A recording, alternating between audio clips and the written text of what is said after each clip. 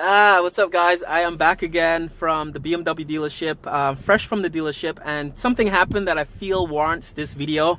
And every time I go to the dealership, I always come back feeling I lost a couple years of my life, or come back home with extra gray hairs, because it's always stressful when you go to a dealership. But hopefully videos like this will help you guys when you go to the dealership to service your car, to show you how to deal with them and what to expect and what not to, what you could do yourself, basically.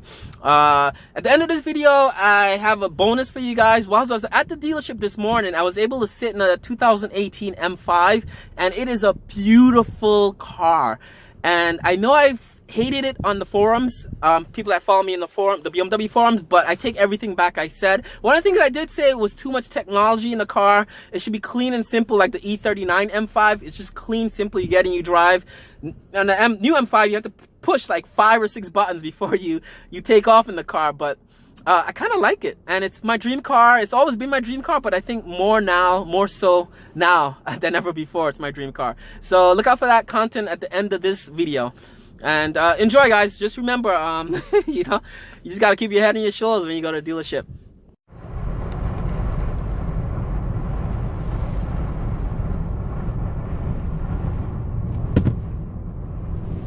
So what's up, guys? I am back again.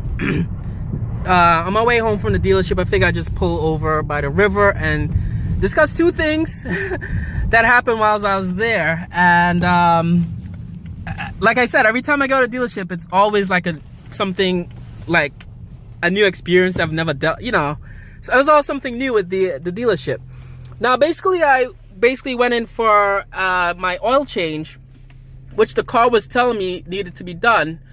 The beauty of the modern day BMWs is you could have a vehicle status read to you as, I guess, every time you get in the car. So I had a service required, sort of like a check light, telling me I needed service.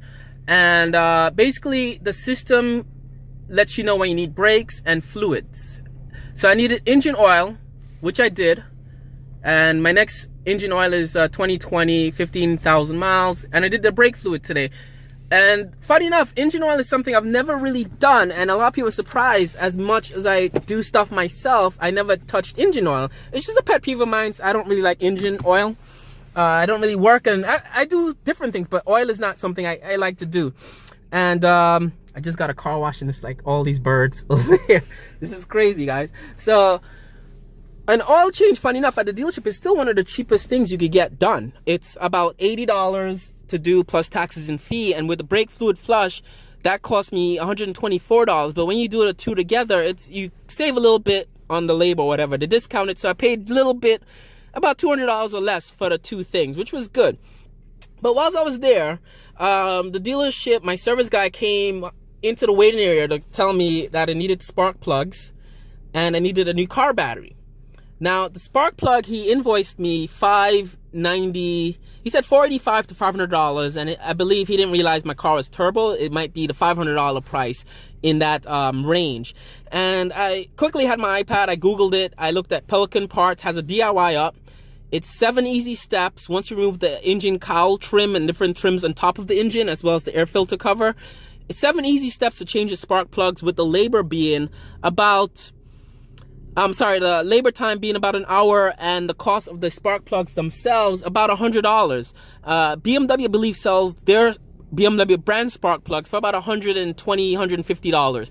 A lot of online retailers sell BMW spark plugs for about $100 to $124, and that's parts. And labor time is about an hour doing it yourself. You will require the deep socket wrench, as well as for the spark plug removal, as well as a torque wrench, which is something I do not own. I have to buy a torque wrench, but I looked online. It's gonna be $50 to $100 to get a torque wrench.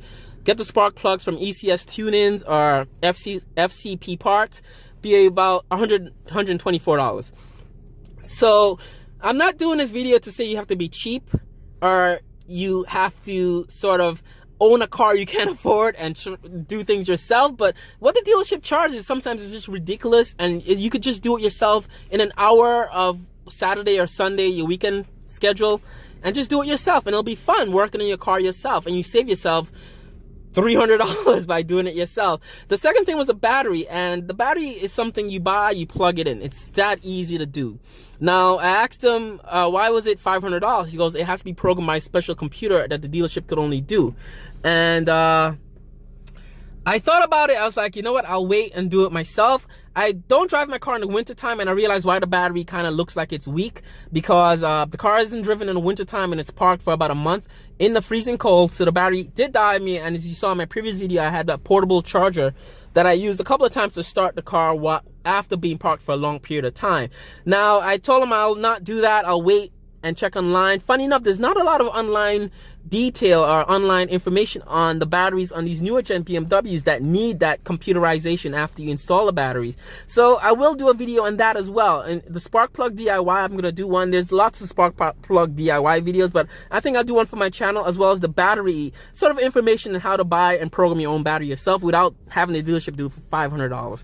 So those are the two weird things that happen. I'm surprised at the extreme cost of those two simple things.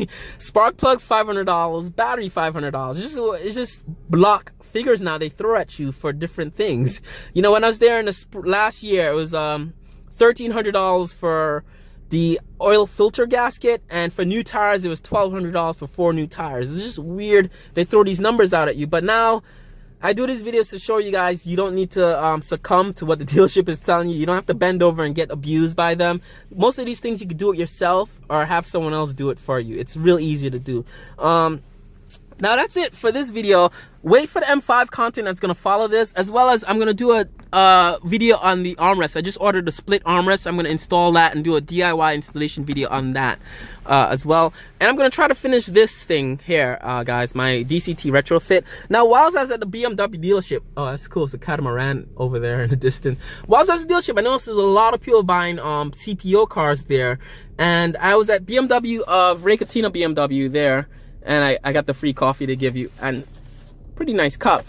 A lot of people buying CPO BMW dealerships, and I was browsing around the floor room, and I realized you could buy a 2014, 2015 one owner CPO 535i with X-Drive, and most of the trimmings you want in a car, like navigation and Bluetooth and all that, for under 30 grand. And I'm like, what am I doing in a 3 Series when I could get a CPO 5 Series? And most of those CPO are off lease, and they have less than 30,000 miles in them. So I'm surprised at the price drop on recent model BMWs is just plummeted from what I would expect.